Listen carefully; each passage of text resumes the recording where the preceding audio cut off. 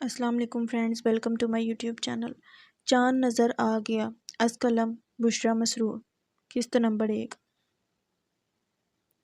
آج اماں کا بلڈ پریشر خوب ہائی تھا، یا پھر صبح کوئی ایسی انہونی بات ضرور ہو گئی تھی کہ جس پر وہ اندر ہی اندر خوب کھول رہی تھی، اور موڈ بھی کافی بگڑا ہوا تھا۔ شاید اسی لیے آج جو بھی ان کے ہتھے چڑھ رہا تھا وہی ان کا سامنا ہونے پر اپنی بدبختی کو کوس رہا تھا۔ سب سے پہلے آج کسی بات پر ان کی ابا سے انبن ہوئی، اس کے بعد کچن کے جالے اچھی طرح صاف نہ کرنے پر ماسی بشیرہ کی شامت آئی، پھر پانی ملا دودھ لانے پر گوالے کی گوشمالی ہوئی، اور جب اسی دوران برتن دھونے والی ریشما بھی خلاف توقع آج جلدی ادھر آ نکلی تو لگے ہاتھوں اس کی بھی خوب جھاڑ پٹی کی گئی، چونکہ کل وہ ایک قیمتی ڈنر سیٹ کا ڈونگا برتن دھونے کے دوران ٹوٹ جانے پر چپکے سے ڈسٹ بن میں ڈال گئی تھی اور کسی کو بتایا تک نہیں۔ اماں بیچاری پہلے تو سارے گھر میں اس ڈونگے کو ڈھونڈتے ہوئے ہلکان ہوتی رہیں، اور پھر جب ڈسٹ بن کا ڈھکن اٹھا کر اندر جھانکا تو وہاں ٹوٹے ہوئے ڈونگے کے ٹکڑے دیکھ کر ششدر رہ گئی۔ کوئی عام سا برتن ہوتا تو شاید اماں برداشت بھی کر جاتی، مگر چینی کا یہ بیش قیمت ڈنر سیٹ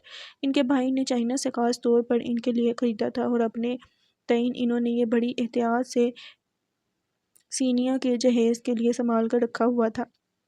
مگر کل رات کھانے پر مہمانوں کے سامنے ڈونگے کم پڑنے پر اماں نے ناچار یہ نکال لیا تھا، سوچا تھا کہ مہمانوں کے جانے کے بعد ڈونگا فوراً دھو کر اسی طرح واپس رکھ دیں گی، مگر اس کی نوبت ہی نہیں آئی، اور ڈونگے نے ریشما کے ہاتھوں جام شہادت نوش فرما کر اماں کے لیے تڑپنے کا سامان پیدا کر دیا تھا۔ اور تب سے اب تک اماں ریشما صاحبہ کے پرتپاک خبر مقدم کو تیار بیٹھی تھی۔ وہاں سے نپٹ کر جب وہ اندر آئیں تو جلدی سے سینیا اور صدف کی کھچائی کا موقع بھی ہاتھ لگ گیا۔ اماں کو ہمیشہ ان دونوں سے یہی ایک شکایت تھی کہ وہ اچھی اور سگر بیٹیوں کی طرح فراغت کے لمحات میں کڑھائی بنائی اور سلائی پر توجہ دینے کے بجائے فضول قسم کے ڈائجسٹ پڑھنے اور ٹی وی دیکھنے میں اپنا قیمتی وقت ضائع کرتی ہیں۔ اس وقت بھی سینیا کے ہاتھ میں کسی ماہنامے کا تازہ شمار دیکھ کر انہیں شدید کفت کا سامنا کرنا پڑا تھا۔ وہ اسے کچھ دیر پہلے اون سلائیوں کی مدد سے نومولود کی جرابیں بنانا سکھا کر گئی تھی تاکہ سینیا اپنے ہونے والے بھتیجا بھتیجی کا اونی سیٹ مکمل کر لے، مگر وہ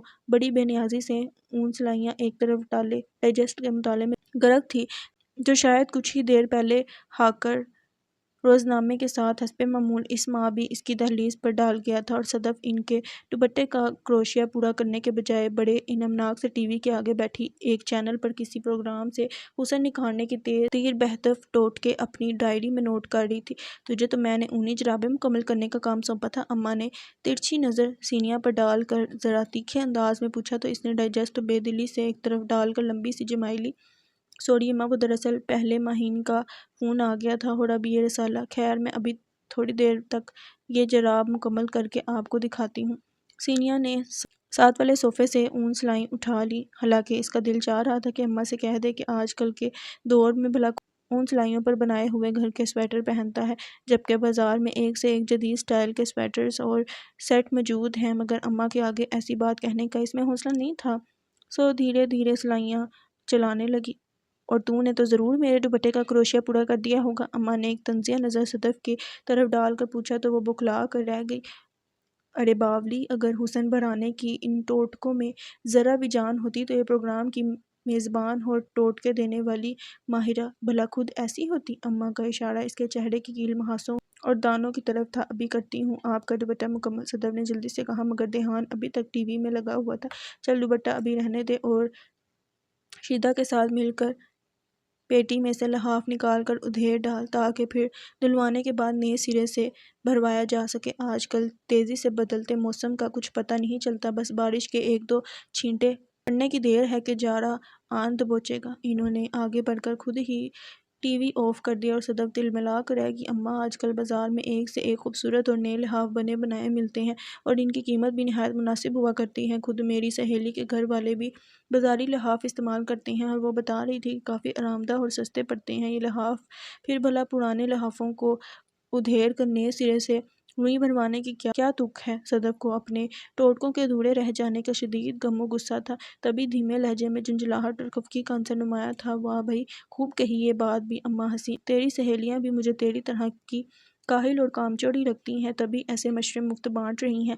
اڑی بیوقوف، جو گرمائی اور نرماہٹ گھر کے بنے اور روئی بھرے لحافوں میں ہوا کرتی ہے، وہ بھلا ان موئے بازاری پولیسٹر کی رضائیوں میں کہاں، اور ہاں، ماں باپ کے گھر تو ایسے اقوال زیریں چل بھی جاتے ہیں، مگر سسرال جا کر ایسی دنائی کی باتیں اگر ساس کو سنائیں تو وہ جواباً تیرے 14 طبق روشن کر دے گی۔ انہوں نے صدف کو اس کے مستقبل سے خبردار کیا تو وہ زیر لب مسکرا دی اور ایک جذب کے عالم میں کسی مزاحیہ شاعر کے سے انداز میں یہ شعر پڑھ گئی: خورشید بھی چھپتا ہے کبھی شام سے پہلے، انجام کی کیوں فکر ہو انجام سے پہلے۔ اس کے ذوم معنی انداز میں شعر گنگنانے پر اماں بھڑکی تو اٹھی: انجام تو تیرے ساتھ مجھے بھی اپنا نظر آ رہا ہے۔ ان حرکتوں کے سبب تو جو سسرال جا کر اپنی کامیابیوں کے جھنڈے گاڑے گی نا، نامراد اپنے ساتھ میرا بھی خوب ہی نام روشن کرے گی کہ ماں نے یہی کچھ سکھا کر آگے گھر روانہ کیا ہے۔ کیا واقعی ساسیں بہت ظالم ہوتی ہیں اماں؟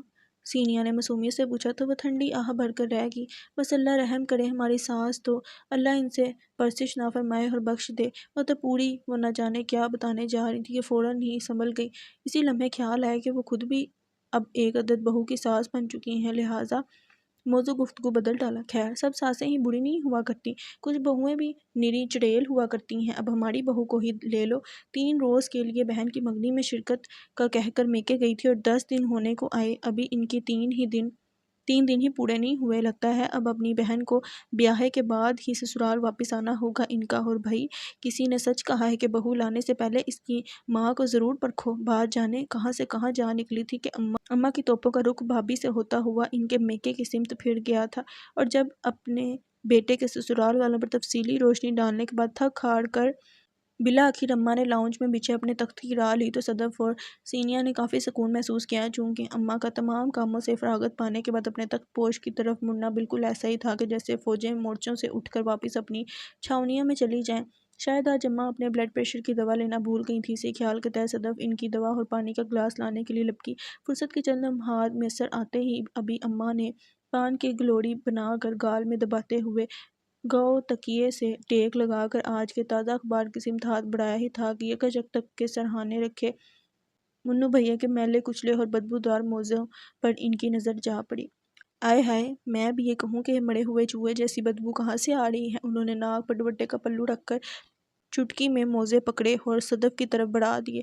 لے سنبھال اسے، کپڑے دھونے والی اگر ابھی موجود ہے تو اسے دھونے کے لیے یہ موزے بھی دے آ، کہنا کہ سارے کپڑے دھونے کے بعد آخر میں انہیں دھوئے، ورنہ باقی کپڑوں سے بھی یہی بدبو آنے لگے گی۔ توبہ ہے، اس لڑکے کو اتنی بھی عقل نہیں ہے کہ روزانہ دفتر جاتے ہوئے اپنے موزے بدل جایا کرے، مگر کہاں جی، جب تک جرابیں پوری طرح سڑ نہ جائیں یہ انہیں اپنے پیروں کی زینت بنائے رکھتا ہے۔ اور زینت کا نام انجانے میں اپنی زبان پر آتے کے ساتھ ہی وہ خود ہی بری طرح چونک اٹھی۔ انہیں یاد آیا کہ اسی کلموہی کی بدولت تو آج صبح سے ان کا بھیجا کھول رہا تھا، اور اسی بدذات کی وجہ سے ہی تو آج ان کا لاڈلا سپوت آفس جاتے ہوئے انہیں تاکید کر گیا تھا کہ اماں آج ذرا یاد سے وقت نکال کر آپ المزمل ہو آئیے گا، کہیں آپ کی اسی طرح آج کل کرتے زینت کسی اور گھر کی زینت ہی نہ بن جائے۔ گرچہ ان کے بیٹے نے ہنستے ہوئے مؤدبانہ مگر بے تکلف لہجے میں ان سے پیار بڑی فرمائش کی تھی، مگر یہ سنتے ہی جیسے ان کے سارے تن بدن میں آگ ہی لگ گئی تھی۔ جی چاہا فوراً ہی بیٹے کی یہ خوش فہمی دور کر دیں کہ ان کی طرف سے رشتہ مانگنے پر دیر ہو جانے کی بدولت زینت بہا کر کہیں اور چلی جائے گی۔ اس حسن پری کو بہانے کے لیے پیٹ بھر کر کسی کا احمق ہونا بہت ضروری تھا، اور وہ منو کے علاوہ اس پوری دنیا میں اور کون ہو سکتا ہے، مگر یہ بات وہ منو سے نہیں کہہ سکتی تھی، سو محض سر ہلا کر رہ گئی۔ اور منو ان کی خاموشی کو نیم رضامندی جان کر میری اچھی اماں کہتا ہوا ان کا منہ چوم کر خوشی خوشی آفس کو روانہ ہو گیا۔ منو کی بات پر وہ اب تک اندر ہی اندر تلملا رہی تھی، بی پی یکدم شوٹ کرتا ہوا محسوس ہونے لگا۔ توبہ، اللہ بچائے ایسی چلتر لڑکیوں سے۔ جہاں بھی اچھے گھرانے کا پڑھا لکھا نیک اور کماؤ پت نظر آئے منوس پچھل پیڑیوں کی طرح ان کے ساتھ ہی ہو لی، نہ جانے کیسی اداؤں کا جال بچھا کر ایسی الٹی سیدھی پٹی پراتی ہیں کہ لڑکے پوری طرح ان کے دام الفت میں گرفتار ہو جاتے ہیں، اور ماؤں کے لیے اپنے گھر کی سرحدوں کا دفاع مشکل ترین ہو جایا کرتا ہے، اور بعض اوقات انتہائی ناپسندیدہ گھرانوں کی لاڈلی لڑکیوں کو اپنی بہو کے رتبے پر فائز کرنا پڑتا ہے۔ منہ ہی منہ میں بڑبڑائیں، حالانکہ زینت کوئی غیر نہیں تھی بلکہ ان کی نند کی بیٹی اور اچھی طرح سے سب کی دیکھی بالی تھی، مگر نند کی بیٹی ہونا ہی تو اس کا اصل عیب تھا۔ کاش کہ وہ مزمل بیگم کی بیٹی نہ ہوتی تو وہ بخوشی اسے بہا لاتی اور اپنے گھر کی زینت بنا لیتی، مگر مزمل بیگم سے تو ساری عمر ان کا اینٹ جانور والا بیر رہا۔ ادھر اماں اپنے آپ کو اینٹ سمجھتی رہی اور ادھر پھوپھی مزمل خود کو۔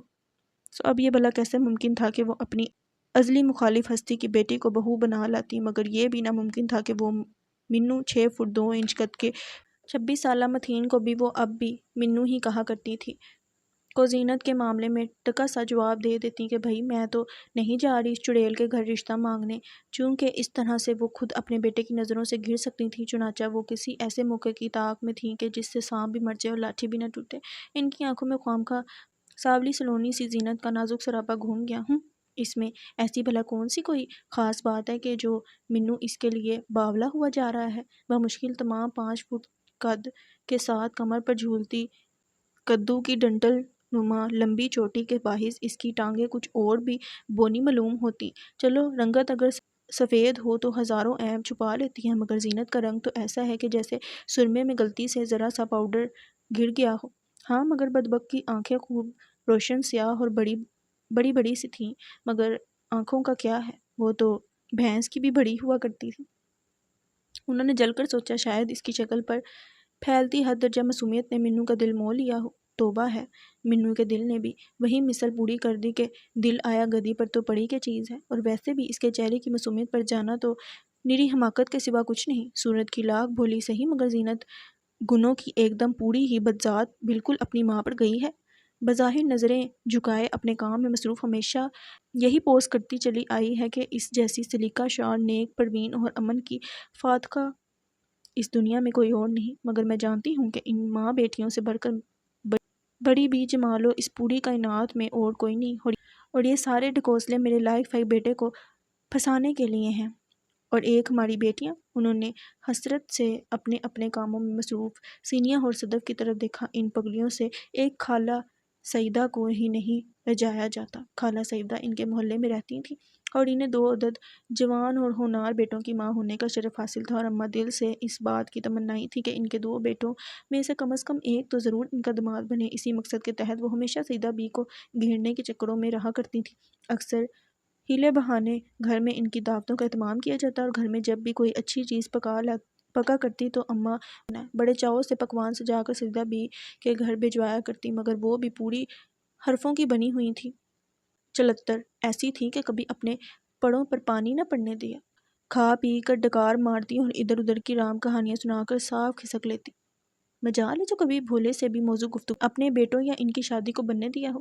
بیٹے کو دکھانے کے لیے وہ بظاہر اپنی نند کے گھر چلی آئی تھی، مگر جان بوجھ کر زینت اور منو کے رشتے سے متعلق کوئی بات چھیڑے بغیر کچھ دیر وہاں بیٹھ کر اور ادھر ادھر کے گپ شپ کر کے واپس گھر چلی آئیں۔ ہاں اتنا اپنی نند سے ضرور پوچھ لیا تھا کہ زینت کے لیے کوئی رشتہ وغیرہ آیا کہیں سے، مقصد یہ معلوم کرنا تھا کہ مستقبل قریب میں ان کے سر سے اترنے کے کتنے چانسز ہیں، اور ان کی نند نہ جانے کیا سمجھی تھی کہ کھڑے کھڑے فوراً ہی 2-4 رشتے موٹ کے گنوا دیے۔ اب یہ تو نہیں کہہ سکتی تھی نا کہ زینت کے لیے ابھی تک کہیں سے کوئی پیام ہی نہیں آیا، کہ اس میں سب کی کا اندیشہ تھا۔ کچھ انہیں یہ بھی خوش فہمی تھی کہ زینت کے لیے رشتے کی امیدواروں کی لمبی لائن لگنے کا سن کر ان کے بھاوج کو یہ فکر لگ جائے گی کہ زینت کہیں سچ مچ ہی نہ ان کے ہاتھ سے نکل جائے، سو وہ فوراً ہی متھین کے لیے رشتہ دے دیں گی۔ حالانکہ ان کی خام خیالی تھی، اگرچہ اپنی بھاوج مزمل بیگم کو کبھی پسند نہ آئی تھی، اور زینت کو ان کی بہو بنانے سے لاکھ درجے بہتر تھا اسے کسی کنویں میں دھکیل دیا جاتا، مگر سچی بات تو یہ تھی کہ متھیمن بہت ہی نیک طبع اور سلجھا ہوا لڑکا تھا، اور بھتیجا ہونے کے ناطے انہیں دل و جان سے بڑھ کر عزیز تھا، اور ویسے بھی اس میں ماں والی کمینی خصلتیں کم اور باپ والی اعلیٰ صفات زیادہ تھیں، سو وہ دل سے اس رشتے کی حامی تھیں، مگر ان کی چلاک بھاوج آج بھی رشتے کی کوئی بات کرنے کے بجائے انہیں گچا دے گئیں۔ لو بھائی بیٹا، میں تو آج تمہارے کہنے پر مزمل بھی ہو آئی۔ انہوں نے کھانا کھانے کے دوران قریب بیٹھے ہوئے مینو کو سنسنی خیز انداز میں اطلاع دی۔ مینو اپنی جگہ بے تابی سے پہلو بدل کر رہ گیا۔ علی او صدف، گرم روٹی لا بھائی کے لیے۔ انہوں نے کچن کی طرف منہ کر کے بیٹی کو پکارا۔ سینیا او سینیا، ذرا آ کر گلاس میں ٹھنڈا پانی تو ڈال دے۔ انہوں نے بلا وجہ سینیا کی حاضری لگوائی، حالانکہ ٹھنڈے پانی کی بوتل مینو کے سامنے ہی پڑی تھی۔ بس ٹھیک ہے اماں، ضرورت ہوئی تو میں خود لے لوں گا۔ مینو جلدی سے نوالا حلق سے نیچے اتار رہا تھا۔ محسن میاں تو میرا خیال ہے کہ دفتر سے واپسی پر دلہن کے میکے سے ہوں آئیں گی۔ انہوں نے سوالیہ نظروں سے مینو مینو کو دیکھا۔ جی شاید صبح بھائی کہہ تو رہے تھے کہ آج واپسی پر شاید انہیں گھر پہنچنے میں ذرا دیر ہو جائے گی۔ مینو نے عجلت میں جواب دیا اور نوالہ ہاتھ میں لیے بے دھیانی میں خالی منہ چلاتے ہوئے بولا، تو پھر اماں؟ ہاں میرا خیال ہے کہ آج وہ نتاشا بہو کو بھی ساتھ لے کر آئے گا۔ اماں نے مینو کی بے چینی نظر انداز کر کے اپنا خیال ظاہر کیا۔ اچھا ہے جو نتاشا اب آ ہی جائے۔ ویسے بھی رمضان المبارک کا مقدس مہینہ شروع ہونے والا ہے۔ ہمارے ہاں شروع ہی سے یہ رواج رہا ہے کہ رمضان المبارک کا بابرکت مہینہ بہوئیں اپنے سسرال میں ہی گزارتی ہیں۔ نہیں، میں آپ سے المزمل والوں کا پوچھ رہا تھا۔ آپ وہاں کے بارے میں شاید کچھ بتا رہی تھی۔ مینو کو بالآخر صاف الفاظ میں پوچھنا ہی پڑا۔ ویسے بھی اس معاملے میں زیادہ صبر کا مظاہرہ کرنا اس کے بس میں نہیں رہا تھا۔ ہاں وہی تو بتا رہی تھی کہ جیسے ہی میں نے مزمل آپا سے رشتے کی بات چلانے کی خیال سے سٹارٹ لینے کی خاطر یہ پوچھا کہ بھائی زینت کا کوئی رشتہ وغیرہ تو نہیں آیا ہوا، تو بس وہ ذرا سانس لینے کو رکی۔ اچھا تو پھر؟ مینو کھانا پینا سب بھول بھال کر پوری طرح ان کی طرف متوجہ تھا۔ تو اے لو بھائی، انہوں نے تکیہ کلام دہرایا، مزمل بی بی تو مجھے نام ہی گنوانا شروع ہو گئی۔ ان میں سے کوئی کسی بڑے افسر کا پی اے تھا تو کوئی خود ہی سی اے، ڈاکٹروں اور انجینئروں کی تو پوری فہرست ہی سنا ڈالی۔ گویا انہوں نے مجھے اب بھی کس منہ سے تمہارے لیے زینت کے رشتے کا پیام دیتی، جبکہ مزمل بیگم کے رویے سے صاف ظاہر ہو رہا تھا کہ بھئی اگر تمہیں بھی اس قطار میں شامل ہونا ہے تو ہو جاؤ اور انتظار فرماؤ۔ البتہ تمہارے بیٹے کے لیے یہاں بطور داماد سلیکشن بہت مشکل ہے۔ انہوں نے خوامخواہ بات کو غلط انداز میں بڑھا چڑھا کر پیش کیا تھا تاکہ بیٹے کو مزمل بیگم کے گھرانے سے متنفر کر سکیں۔